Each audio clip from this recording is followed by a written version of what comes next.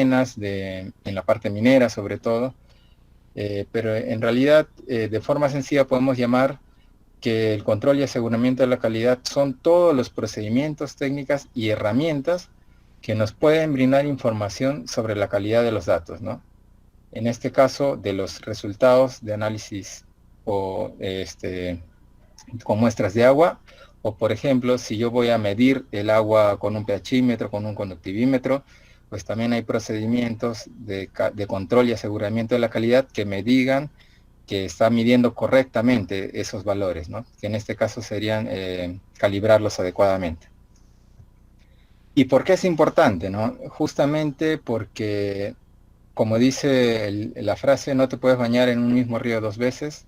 Muchas dirán, ¿por qué? Pues por dos cosas, básicamente porque no es el mismo agua, no es el mismo tiempo y es un medio súper dinámico. Esta es la particularidad de trabajar con muestras con agua, de que nosotros podemos tomar una muestra de agua hoy día, mañana, pero no va a ser la misma exactamente que de aquí a una semana, 2 semanas, mucho menos si hablamos en temporalidad de estiaje y avenida, y hay muchos cambios. Incluso durante el día, si hay algunos factores antrópicos, si hay algunos vertimientos, si hay pastoreo de ganados, va a cambiar la química del agua. Entonces, por eso es importante primero tener este control y aseguramiento de la calidad y saber que nuestros datos son representativos. Pues luego permite conocer la calidad de los datos, los errores analíticos si es que lo existen, la contaminación de las muestras, ya sea por la propia naturaleza del medio ambiente, por ejemplo, si es un lugar muy ventoso, o si es una temporada de lluvias, por ejemplo, también lo refleja. Si es que hay una contaminación durante el procesamiento en laboratorio que se puede detectar, que es muy debatible, pero que sí se puede detectar si es que nosotros empleamos adecuadamente estas muestras que se llaman blancos, que más adelante lo vamos a ver.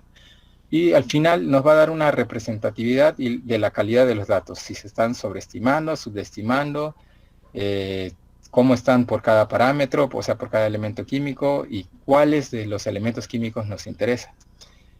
Y finalmente otorga una confiabilidad y refuerza mucho la calidad y representatividad de los datos. Yo puedo ver un informe, por ejemplo, con estos controles y voy a tener la seguridad de que han trabajado correctamente tanto en campo, en precampo y de que el trabajo con el laboratorio, cual sea el que hayan elegido, también es adecuado, ¿no?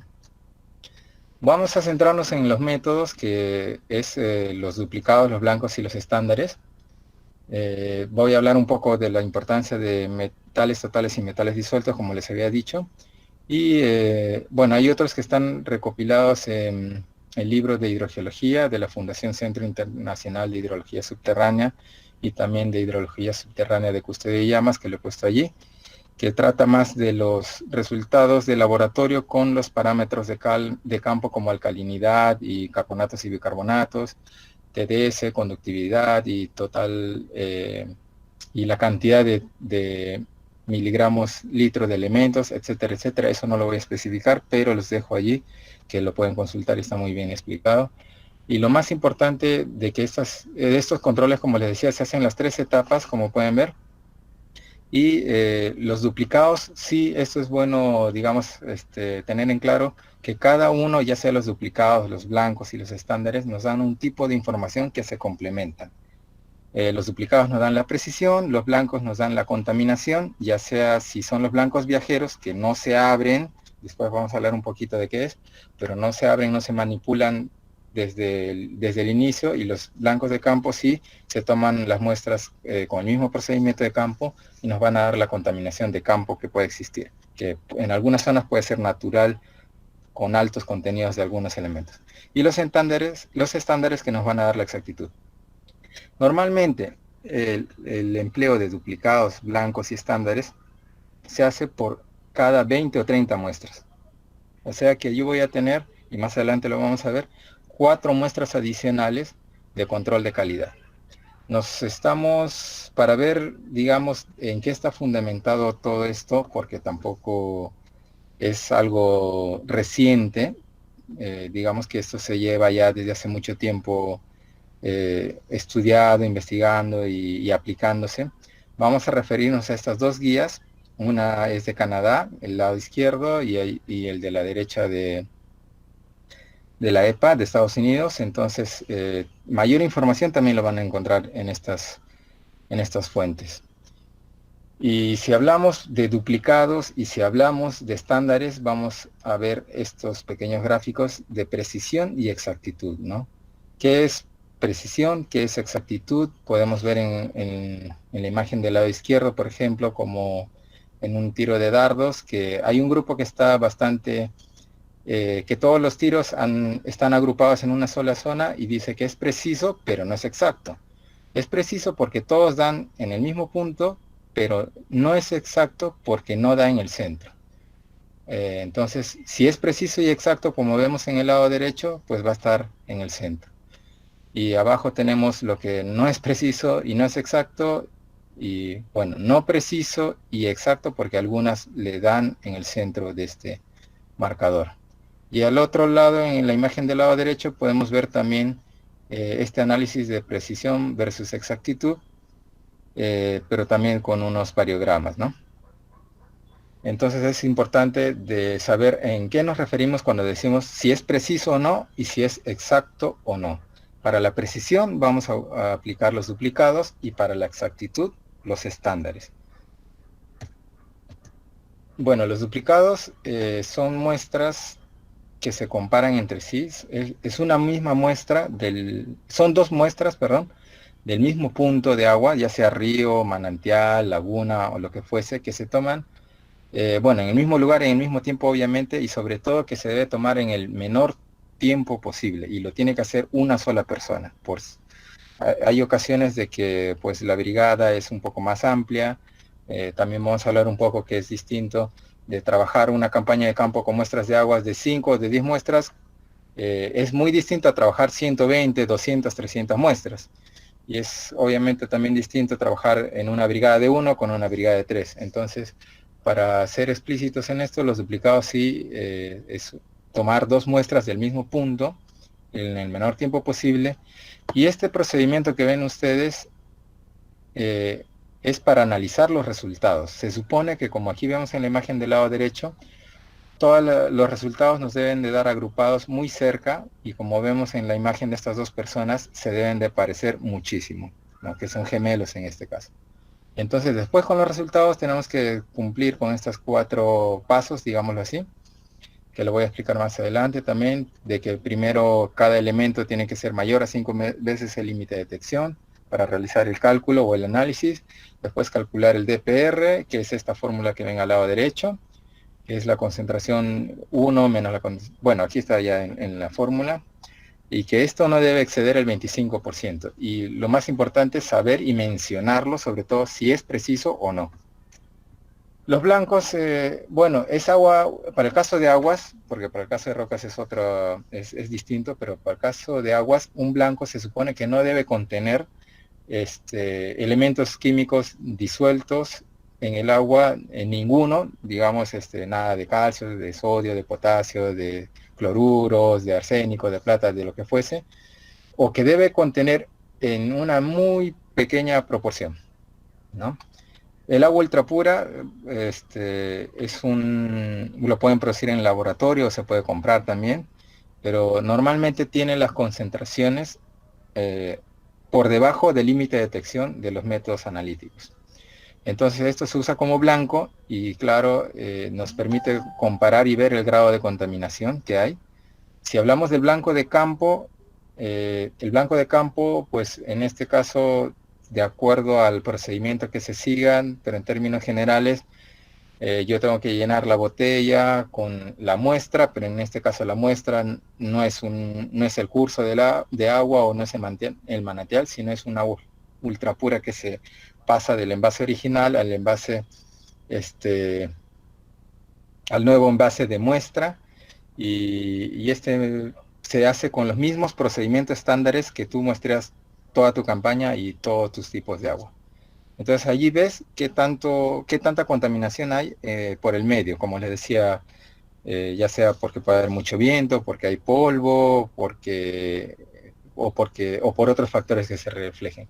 El blanco viajero también es agua ultra pura, pero que viene cerrado o tú lo recibes, digamos, en gabinete, no lo abres, no lo llevas a campo y lo envías con el lote de muestras que tú vas a realizar cada 20 o 30 muestras. Y muy importante que no haya mencionado de los duplicados, que se le asigna un código distinto y en el caso de los blancos también un código distinto. Normalmente los laboratorios se dan cuenta que es un blanco y lo analizan y te pueden reportar y te pueden ya adelantar que es un blanco para ellos. El procedimiento igual, que debe tener menor de, cuando tú ya recibes los resultados, claro, y los analizas, el resultado de todos los analitos debe ser menor al límite de detección, aunque en algunas ocasiones puede haber algunos valores, pero no deben ser mayor tampoco a 5 veces el límite de detección.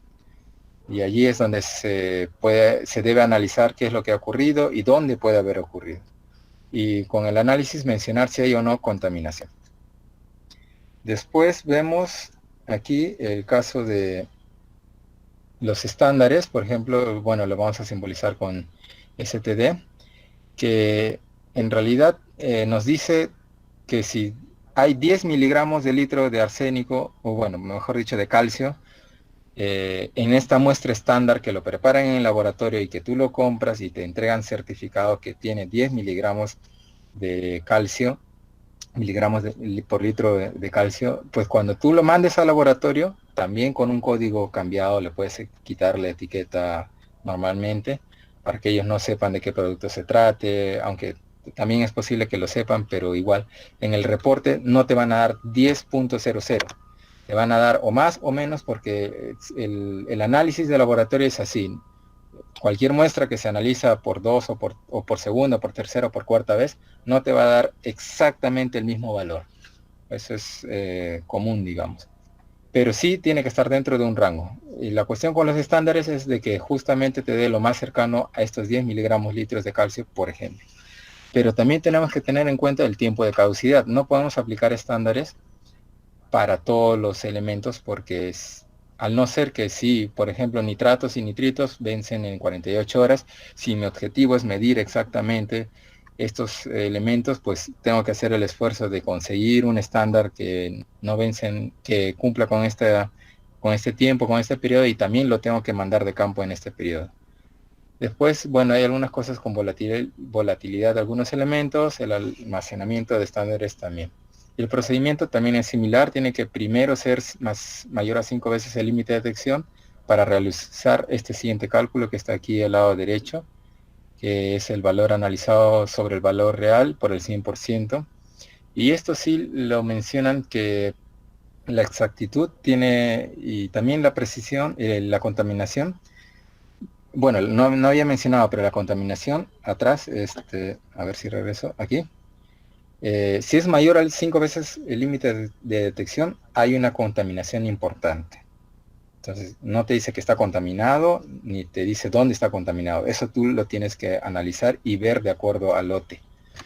Y en el caso de los estándares, el rango sugerido es del 90 al 110%, en este caso de subestimación o sobreestimación. O sea, y lo vamos a ver en un ejemplo. Y mencionar si es exacto o no. Al final no puede diferir de más o menos del 10 o el 20%, aunque en otros estudios esto se puede, o puede ser más flexible, digamos, de repente entre el 80 o 120%, o dicho de otro modo, que tenga un más o menos 20% de diferencia. Y la importancia de metales totales y metales disueltos, aquí he puesto un ejemplo, por ejemplo, de una muestra en el cual podemos, aquí al lado izquierdo hay 5 elementos: aluminio, arsénico, hierro, manganeso, molibdeno y plomo. Están comparados con los estándares de calidad. Corresponden a muestras de precipitación, de agua superficial como ríos y de aguas subterráneas como piezómetros. Y muchas veces no nos damos cuenta de que si no, digamos, si no hacemos estos dos análisis, no separamos primero y no podemos diferenciar la parte suspendida o los finos que pueda contener la muestra de metales totales porque de repente el agua de río estaba muy turbia, porque acababa de llover, estabas en la temporada de lluvias, tenías que hacer 10 muestras al día y no podías esperar obviamente más de 3 horas para colectar la muestra y esperar a que decante todo, o a pesar de que esperaste un tiempo prudente para que decante los sólidos, no decantaron todos. Entonces hay muchos factores y ese es solo un ejemplo. Otro ejemplo puede ser en los pisómetros que, no se, que se ha tomado cuando se bombeaba y también extrajo los finos del fondo, etcétera. En fin, aquí por ejemplo podemos ver al lado derecho, analizando para aluminio, que en metales totales tiene mucho más concentración que en metales disueltos de aluminio. Entonces, en el caso de los ríos, por ejemplo, se sobreestima demasiado, que en este caso no cumplirían con el ECA A1, que es 0.9 miligramos litro, que incluiría los suspendidos en el análisis de laboratorio, pero si analizamos la parte disuelta, que es la más representativa realmente del contenido de elementos en el agua, ya sea superficial o subterránea, pues vemos que para el río 2 es 0.13 menor a todos los estándares, a todos los ECAs, y bueno, para el río 1 es 0.23, ¿no? Igual se puede ver que en Laguna 1, Laguna 2, y en los otros pisómetros el valor es mucho menor. Incluso en esta laguna, pues el valor es menor al límite de detección. Esto mismo pasa con hierro total y disuelto, se sobreestima mucho en metales totales, y esto también, en este caso de molibdeno, se confirma de que tiene este valor, de que es muy próximo, 0, bueno, aquí es 125 y 129 por 10 a la menos 5, y todos, bueno, solo superan la categoría B1 y no el A1, pero se confirma que sí tiene molibdeno en esta cantidad. Bueno, vayamos ya a la parte un poco más aplicada, que es el precampo, ¿no? ¿Qué necesito saber y programar? Porque ya he hablado de duplicados, blancos y estándares. Primero, ¿en qué se basa nuestro estudio? ¿Qué elementos deseo controlar? Si en el mejor de los casos yo podría controlar 30 elementos, pero si mi estudio es básico, por ejemplo, y saber solo el tipo de agua, pues solo puedo controlar, en el mejor de los casos, cloruro, sulfato, carbonato y bicarbonato, que es más complicado esos dos últimos, pero al menos cloruro y sulfato sí, y también calcio, sodio, potasio y magnesio, que nos sirve para clasificar el tipo de agua. Si es para un estudio ya de contaminación o toxicológico o geoambiental, de repente que nos interesen algunos elementos como arsénico, plomo, cadmio, pues tengo que considerar estos elementos desde antes de campo. Y la cantidad de muestras, ¿no? ¿Cuántos estándares, cuántos blancos, cuántos duplicados? Porque si son 5 muestras, utilizaré solo uno de cada uno, pero si son 120, tendré que programarlo. El tiempo y vencimiento, como les decía, no podré hacerlo de fluoruros, nitratos, nitritos, si es que no cumplo con esos tiempos, ¿no? No puedo si tengo que hacer 120 muestras en una campaña de 30 días, por ejemplo, o de 20 días, y voy a hacer de nitratos, pues no voy a poder enviar cada día. Peor si es que no hay accesibilidad y estoy muy alejado. Entonces también hay que ser realistas de qué es lo que se puede hacer y qué es lo que se puede controlar. Y eso va con este tema de los lugares, distancias y tiempos de envíos. Los blancos es muy importante. ¿Cuánta agua ultrapura necesito? ¿Cuántos litros? Si los transporto desde el inicio como en botellas de medio litro, en botellas de 1 litro, etcétera. La codificación previa, porque yo no es que yo vaya ya a campo y, oye, se me ocurrió este código y le voy a poner no. Se tiene que codificar y preestablecer estos códigos que en realidad son códigos como de cualquier otra muestra. Si mi campaña es, no sé, ABC-01, de 01 al 100, pues uno de esos códigos será mi duplicado, otro mi blanco y otro mi estándar. El almacenamiento adecuado de blancos y estándares también. Por ejemplo, yo no puedo poner los blancos en un mismo cooler donde está mi ácido nítrico, donde están, no sé, algunos elementos que al final puedan tener o que puedan influir, ¿no? A pesar de que estén bien cerrados y todos se transportan y se envían normalmente por medio terrestre, así que también es usual de que algunas botellas se abran. Y la fórmula para cada envío, o para cada 20, 30 muestras es esta, son 4 muestras, un duplicado, un blanco de campo, un blanco viajero y un estándar. Entonces, esto es para analizar rápidamente los tiempos de vencimiento, porque lamentablemente, como decíamos, no podemos hacer el control de calidad para todos los elementos en un mismo intervalo o en una misma campaña.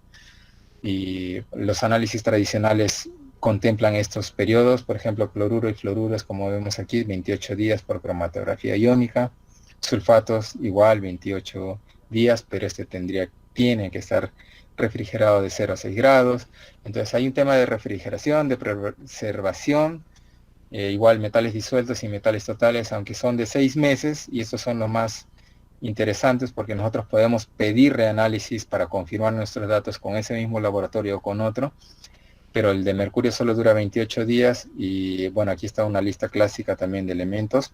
Los que han hecho ya análisis y han tratado datos sobre esto lo conocen también muy bien. Y lo que está aquí en plomo pues están clasificados como tierras raras en los análisis que normalmente en los laboratorios también no están certificados y acreditados para estos análisis, pero lo reportan. Entonces también hay que saber qué elementos los laboratorios lo reportan como acreditado y no. En campo, ¿qué hacemos en campo? Pues seguimos el mismo protocolo de muestreo, en este caso para los blancos y para los duplicados. No para los estándares, porque los estándares tampoco se abren. Se pueden comprar de 250 mililitros, de 100 mililitros, tienen un color rojizo, azul, etcétera, o cualquiera que pueda ser, entonces esos no se abren, solamente se cambian de código o se ponen una etiqueta. Se debe elegir el lugar más adecuado para el muestreo. En el caso del duplicado, si yo tomo de la orilla, por ejemplo, y después la otra muestra lo tomo en el centro del río y encima lo tomo una hora después, es muy probable que los resultados salgan no tan similares. Y eso no apoya y no es una buena práctica para el muestreo, ¿no? Y para el trabajo en sí. Y lo que les había mencionado de una sola persona que debe de realizar ese trabajo, el blanco de campo brinda información también para el procedimiento y del entorno, es muy importante del procedimiento y del entorno de muestreo. Eso es cierto, porque nosotros hemos aplicado en ríos muy grandes, muy caudalosos, también en ríos o quebradas más pequeñas, en manantiales, en fuentes termales, y los resultados han sido muy buenos.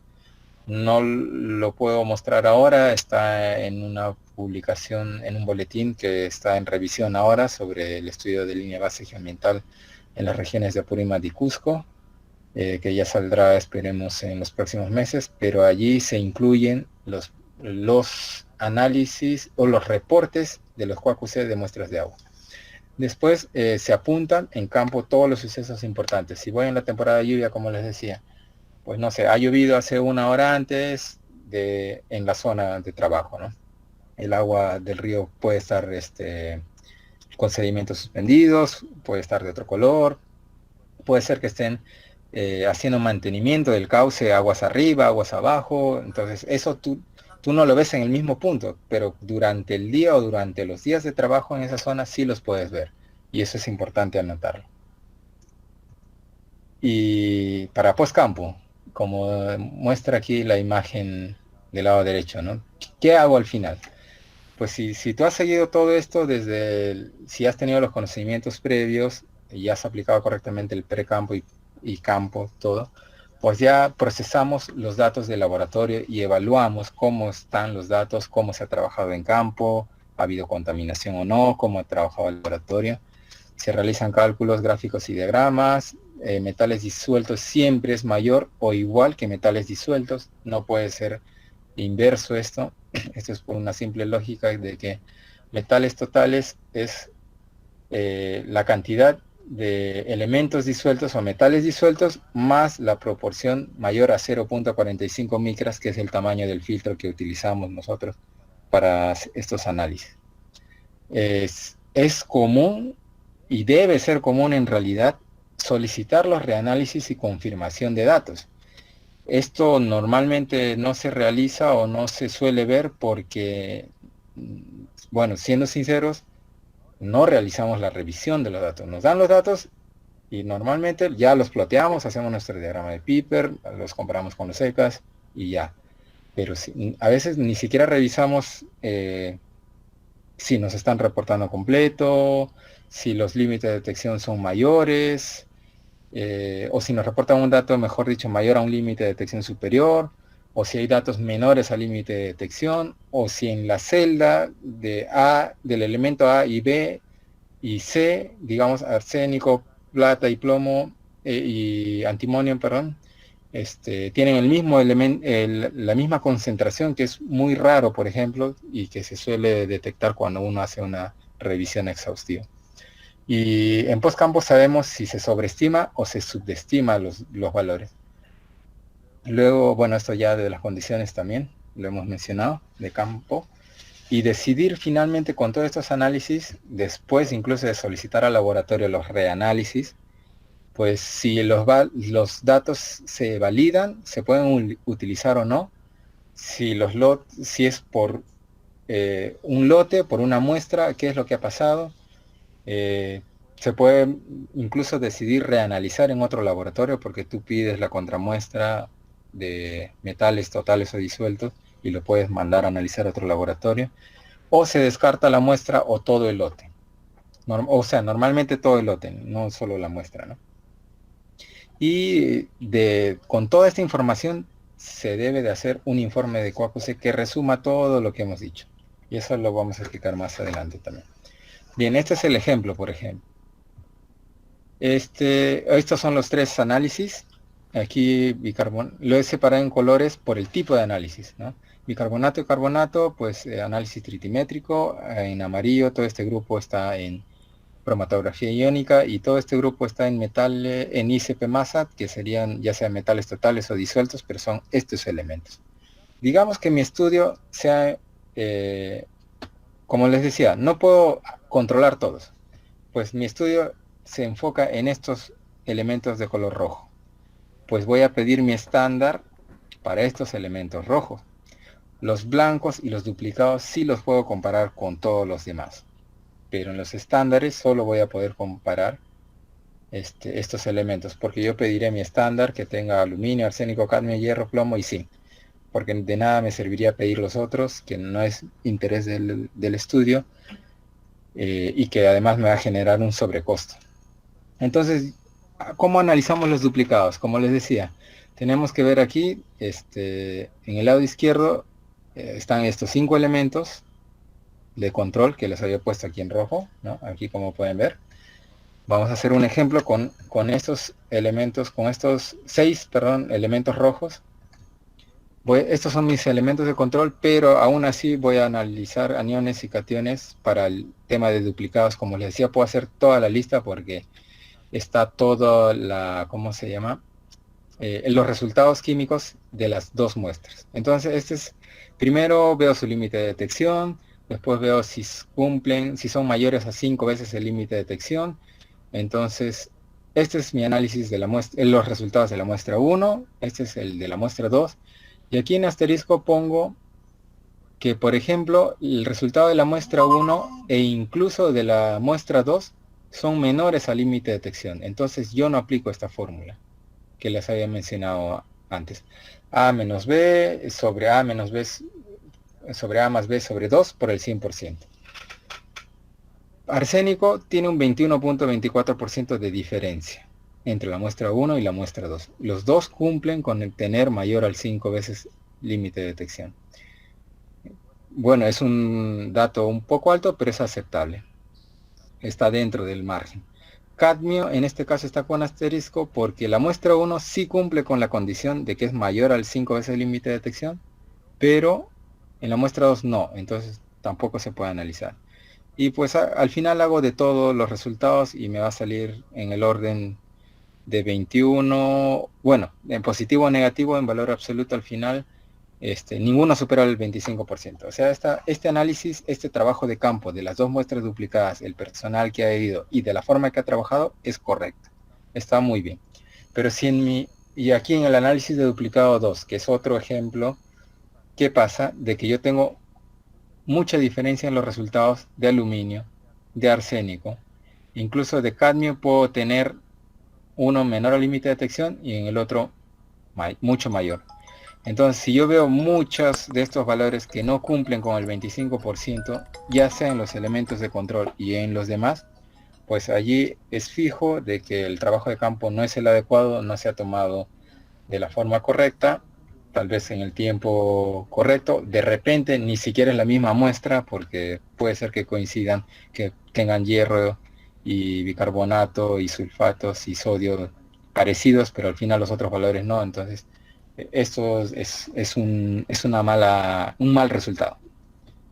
Si nos vamos a los blancos, aquí hemos puesto blancos de campo y blancos viajero. Entonces seguimos con nuestras muestras de control, seguimos en el ejemplo 1, en este caso en el que todo está ok, nos olvidamos un rato del duplicado 2. Entonces nos centramos en el que en esa campaña de campo, en ese grupo, todos los análisis de duplicado estaban correctos y nos vamos a ver los blancos. Igual tiene que cumplir o deberían estar menor al límite de detección o como máximo menor a 5 veces este límite, y si es mayor a 5 veces el límite, tiene una contaminación importante. Entonces los de campo pues son menores al límite de detección o normalmente tienen valores parecidos al límite de detección o menos a 5 LMD. Entonces está correcto. No hay en campo, hay, por ejemplo, aquí podemos ver una ligera contaminación de hierro. Bueno, bicarbonato porque al final se atrapa un poco de aire en la muestra. Cloruros en este caso también. Es lo que nos da el valor de campo. Por los procedimientos de campo y por el entorno de campo. Pero en el blanco viajero nos debería de dar igual todos menor al límite de detección o como máximo menor a 5 veces el MD. Pero vemos que en hierro existe mayor a este 0.020 que es 5 veces el MD y hay una contaminación. Aquí podemos concluir que hay una contaminación de hierro. En el blanco viajero que no se ha abierto, que viene desde el laboratorio y que debería tener valores menor al límite de detección o menores a 5 LMD. Entonces ya tenemos con esto un indicio de contaminación en hierro, que puede ser o no, pero vamos a verlo con esto. Entonces después vemos nuestros estándares. Podemos, igual están los límites de detección, nuestras muestras, nuestros elementos y 5 veces límite de detección. Tenemos en este caso dos estándares que sería lo ideal, uno de valores más bajos, otro de valores más altos, pero normalmente se trabaja con un valor intermedio. Y aquí vemos el resultado del estándar 2, solo del estándar 2, y vemos que lo que tenía que medir 0.1, pues mide 0.1150. Entonces aplicamos la fórmula que les había mostrado anteriormente, supera el 110%, está fuera del rango de 90 a 110. Si hablamos entre diferencia hay 15% más y hay una sobreestimación. Entonces, ¿qué podemos concluir de esto? De que existe en parte una contaminación en campo y también en laboratorio, pero en laboratorio puede ser que no haya estado bien calibrados sus equipos o que haya habido una contaminación, pero que es fijo que en laboratorio hay una sobreestimación de este valor y lo que se debería hacer aquí es solicitar al laboratorio un reanálisis de esta muestra y con este elemento o todo el grupo de elementos. Y después se decide si bueno, no que se corrija, sino ellos te pueden decir efectivamente el valor es otro y es común, es común. Esto lo hemos hecho para una muestra en estos tres casos, pero la verdad es que por una campaña de campo acá tenemos 17 envíos y solo es un análisis sintético de campo, de blancos, y podemos ver aquí que, bueno, es normal que haya carbonatos y bicarbonatos, en la muestra 4 y 12 hay otros elementos, pero normalmente están asociados a los que ya habían vencido, entonces tampoco interesa analizarlo. De que hay tendencias o elementos comunes, como en este caso, si no me equivoco, el níquel, en todo el grupo, y de que hay dos muestras que sí presentan contaminación y que en su momento ya se se describieron, digamos. Entonces, esta es la realidad que debería ser en el caso de los blancos. Todos los simbolitos menores significa que son menores al límite de detección. Entonces, eso se debería de hacer. El informe de QAQC, ¿qué debe contener? Bueno, de manera resumida, todo lo que hemos hecho. Todo lo que hemos mencionado. Los datos generales, periodo de la campaña de campo, cuántas muestras se han enviado, cuántos duplicados estándares y blancos, en cuántos envíos se ha hecho, etcétera, ¿no? Esto, ¿qué se debe incluir? Análisis estadístico, comparativo, como el que hemos hecho ahora, mencionar si es preciso o no, si tiene contaminación o no, dónde pudo ocurrir, cuál es el grado de exactitud, y para los tres términos, si son aceptables o no. ¿Y qué se ha hecho? ¿Se ha pedido reanálisis o no? ¿Se puede utilizar la data al final? ¿Sí o no? Entonces, después de todo este procedimiento, recién deberíamos utilizar o saber si podemos utilizar la data o no con las conclusiones del informe de QAQC. ¿Y para qué? Para recién tener aprobado nuestro control de calidad y estar seguros de que esos datos son así. Para terminar ya las conclusiones, pues la aplicación de muestras de control de calidad, de control y aseguramiento de calidad como duplicados blancos y estándares, como ven, dan un valor, no solo un valor agregado, sino muy importante para cualquier estudio de aguas, ya sea hidrogeológicos, como les había dicho, geoambientales, hidrológicos, etcétera, ¿no?